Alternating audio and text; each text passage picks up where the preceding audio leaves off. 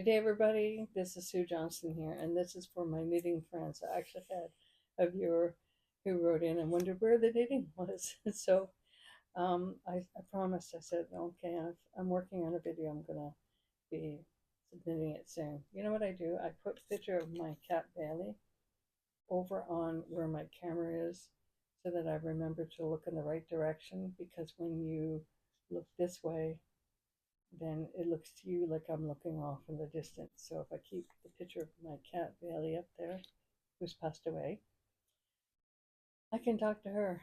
Makes it comfortable too. And then I look in the right direction. Okay, not fooling around.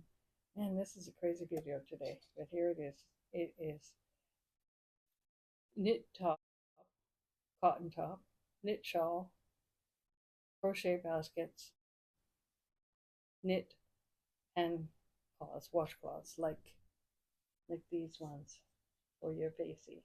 All right, here we go. Why am I looking this way? Because I had notes and everything already typed out. Not typed out, but yeah, typed out. I typed the notes. I had notes and everything already so that I could keep myself on track and just do this YouTube video about crochet, knitting, and I can't find the notes. So there reaches a time where you just have to say, look, let's just get on with it. Okay? So, how about if we start with this? And did I even put my microphone on? Just give me a moment. Okay, microphone is in place. I was just thinking, what if I forgot to turn the camera around and you're looking at my feet and the door out there? Anyways, let's get on with this, okay? Okay, what is this? This is a basket. Now, if it perchance my daughter happens to watch this video, the surprise is up. This is for her birthday. A basket that I made out of um, leftover wool that I have, like this pink here was a small ball of wool, not big enough for anything, but make baskets out of it. So that's crocheted. And then I have made some soaps because I do that and knit up some cloths. So this is the knitting portion of the show. There we go. I like this one. It's funny how you make something and get so attached to it you want to keep it for yourself. Anyways, I like this cloth. And then I finish it off. I start with 3 stitches and then you just gradually increase on each row until you reach about 150, 60, not 150.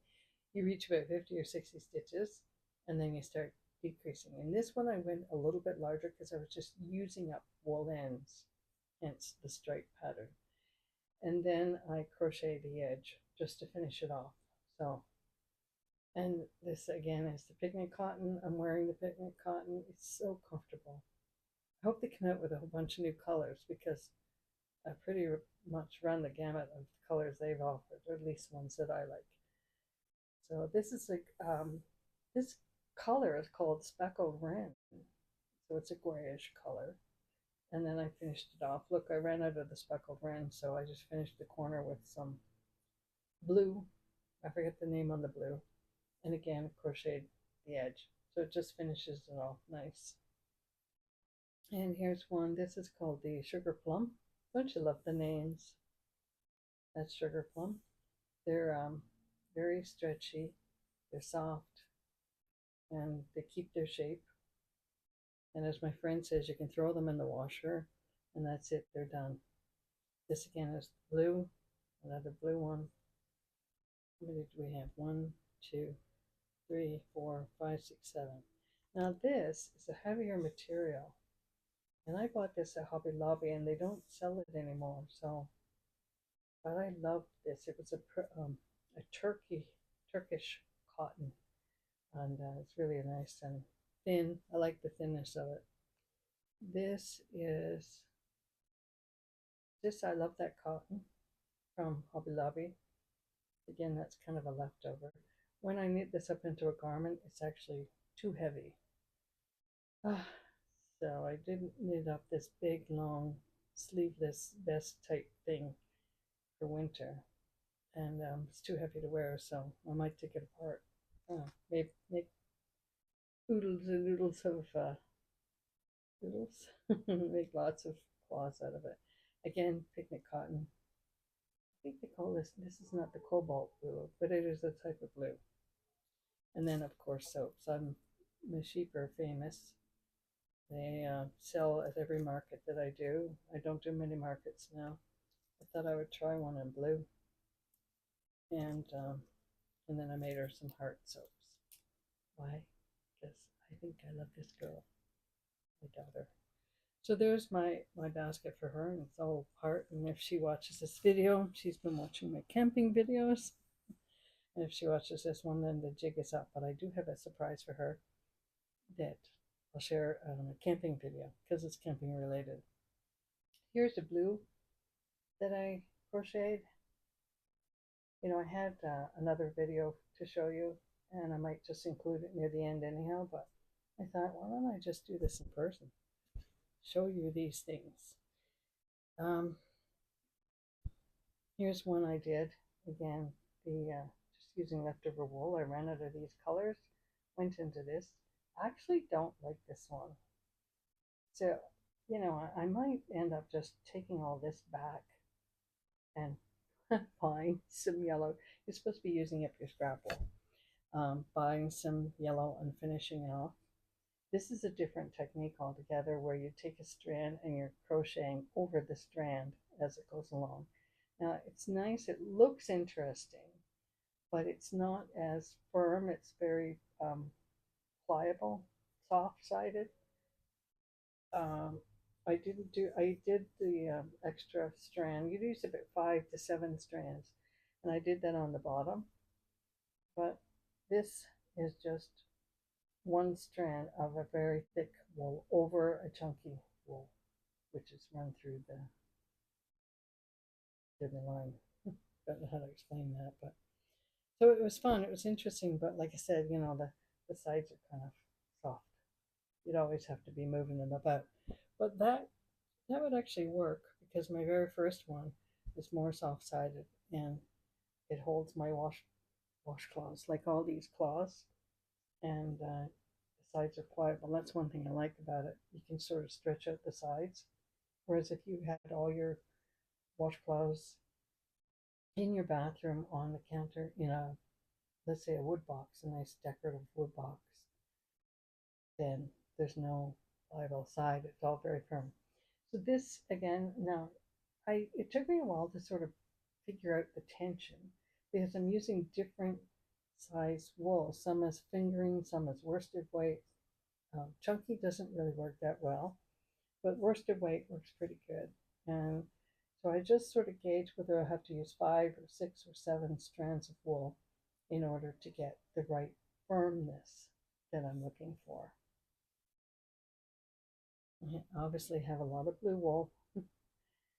So, and this again, like I sort of cheated. I thought, well, I don't really need the firmness on the bottom, so I used 3 strands on the bottom, and it makes it for a very soft bottom. I don't really like that, so from here on in, or at least from here on in, I will just use the 5 to 7 strands to make it more firm, even the bottom. So I do like this one. Actually, I like a lot of them.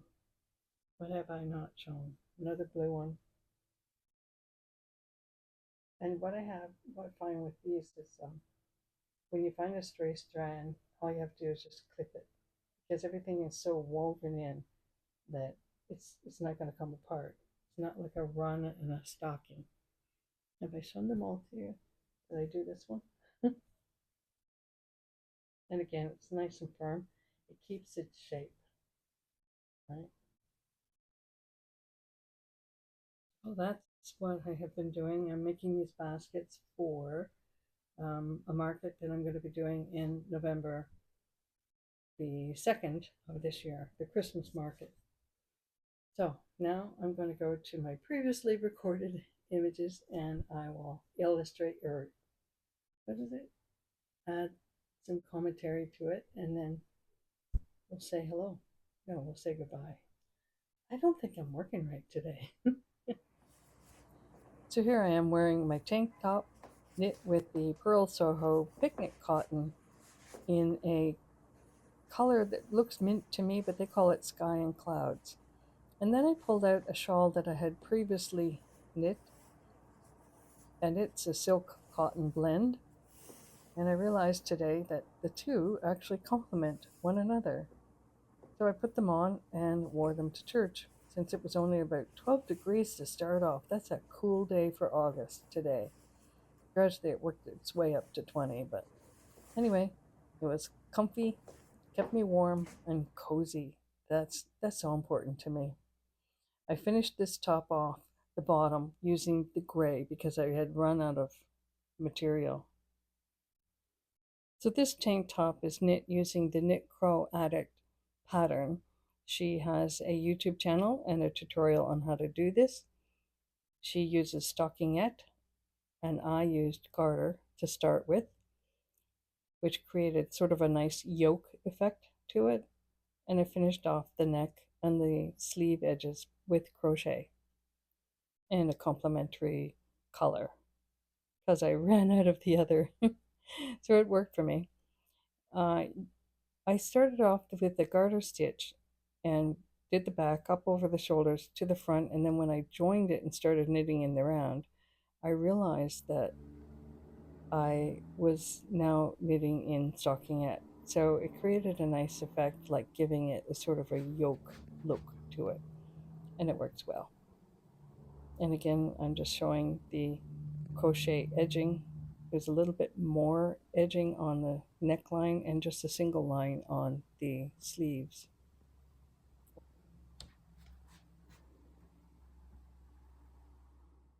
Stanley heard me talking. He came into the bedroom to see what I was doing. Then he saw my baskets, and this is what he does. What a silly fellow he is. I thought I'd take a few moments just to illustrate how I actually make the basket. As I mentioned, you use about 5 to 7 strands, but you have to just kind of feel your way through this. You want to have a stiff basket. You want it to stand up firm and have firm sides. And so it is a bit tricky learning how to, or getting used to working with that many strands. But I found that if I put my hook in and I gather all the strands and then I turn the face of the hook down so that I've gathered all the strands and pull them through, actually you can eventually develop a rhythm with this. So it might be a bit slow in the beginning, but it is possible to do. And you just increase as you go around. You want to try to keep your piece, your bottom piece flat and increase just so that it's growing in size, obviously. One lady in her pattern, she said you want to have about 6 increases on each round. That might work. I'm sorry I can't give you an exact pattern, but there's a bunch of them out there. So I think you, like anything, you peruse through all the different ideas and you get a sense of what's going to work for you. For me, I just kind of increase it. I lay it flat. I'm like, okay, it's still going in a circular motion. And then at some point, I will just keep going around and around. I won't do any increases. And that gives you the side of your basket. But the real key of all of this is using the right number of strands so that it's thick and stiff. And as I said, it's a little bit difficult to do, but it's manageable. Thanks for sticking with me through this video. Sometimes my brain didn't work right. Sometimes my microphone didn't work right. In the end, both of my microphones, 2 of them, that's what both means, they died on me, so they need to be recharged. So the perils of living life. Oh, should we all have such minor problems? Anyway, thanks for watching.